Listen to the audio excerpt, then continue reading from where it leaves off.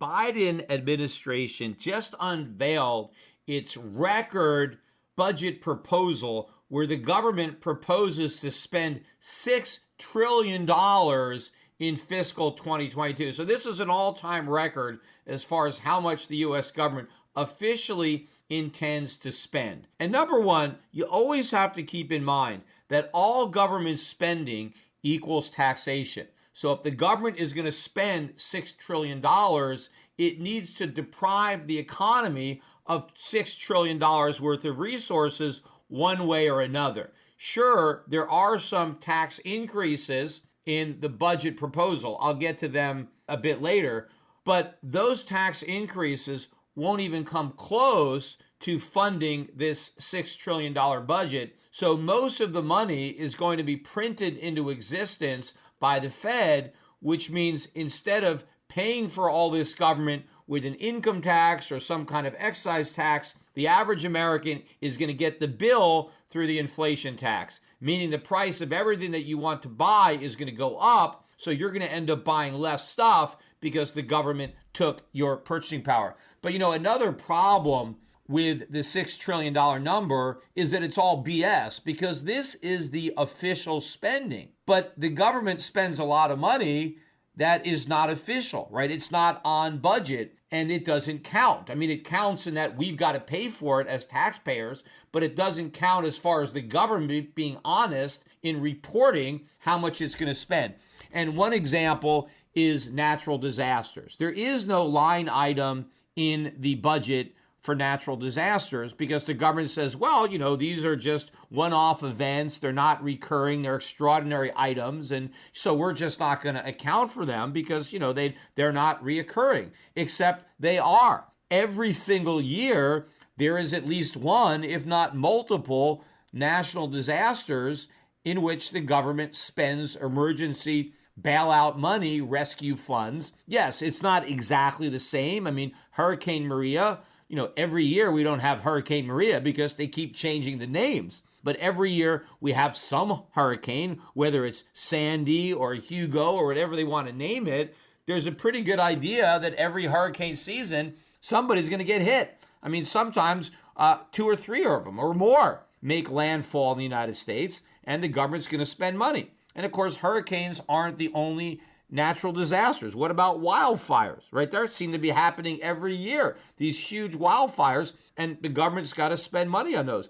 If the government were honest, right, what they would do is they would look back over time and say, hey, every year about how much money do we end up spending on natural disasters? And then they would put that line item into budget, knowing that there's going to be some disasters. We just don't know which ones. We don't know where exactly they're going to hit. But history shows that we get them every year, and every year the government spends money on them. Now, I don't think the government should be spending money on them. It's not a constitutional function, but since the government doesn't care about the Constitution, we know we're going to spend the money. It should be in there. It's not. So if the government says we're going to spend $6 trillion, it's probably going to be $7 trillion, if not more. So it's an even bigger tax than the one that they're threatening to impose.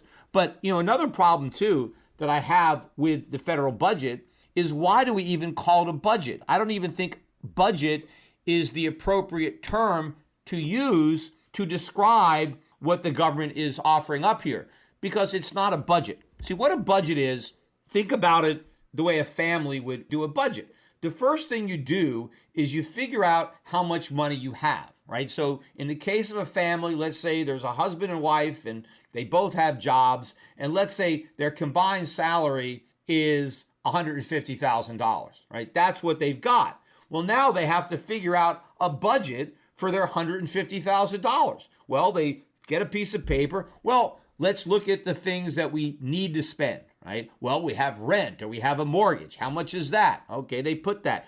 Here's how much we're spending for our health insurance. We got to have that. Here's what we're spending for insurance, taxes. Here's our budget for food. We got to eat. So they list all the things that they know they need. And then let's say they have money left over. Now they can say, okay, well, how much can we spend for entertainment? How much can we spend on going to restaurants? Do we have money in there for a vacation? Let's try to budget in a vacation, right? So you try to create a budget based on how much money you have to spend, and then you kind of budget your expenditures and you kind of make your spending equal to your income so it all works out, right? You're on a budget. You're just not freewheeling and spending willy-nilly. You want to make sure you budget your spending because you want to live within your means and you want to make sure that you spend the money that you have. But that is not what the government does. The government doesn't even care about what the revenue is. The government just figures out what it wants to buy, what it wants to spend money on.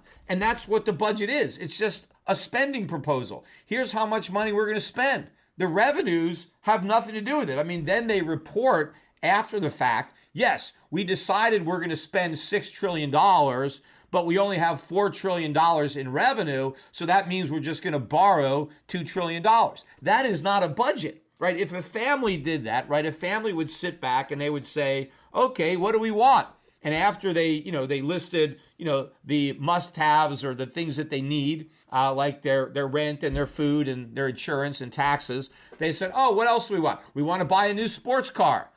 We want to build a pool in our backyard. Oh, we want to take a European vacation, right? They start putting this wish list together of all the things they want to do. And let's say they end up with $250,000. And they say, oh, that's our budget, $250,000. Oh, but we only earn $150,000. Oh, so I guess we're going to have to figure out how we're going to borrow another $100,000 so that we make this budget work. That is nonsense. No family is going to budget like that. But that is exactly how the U.S. government comes up with its budget. Now, a lot of people are going to say, well, but, the government is not like a family. They could just spend whatever they want. No, they can't. I mean, they can do it for a while until there's a crisis. The reason they can get away with it is because people think, well, the government could just raise taxes and get more revenue. Well, not really, because raising taxes is politically impossible at this point, unless you're going to raise taxes on the rich. But when you're raising taxes on 1% of the population and the other 99% are off the table, there's only so much revenue you can get by raising taxes. Now, of course, the other excuse is, well, governments could just print the money, so they don't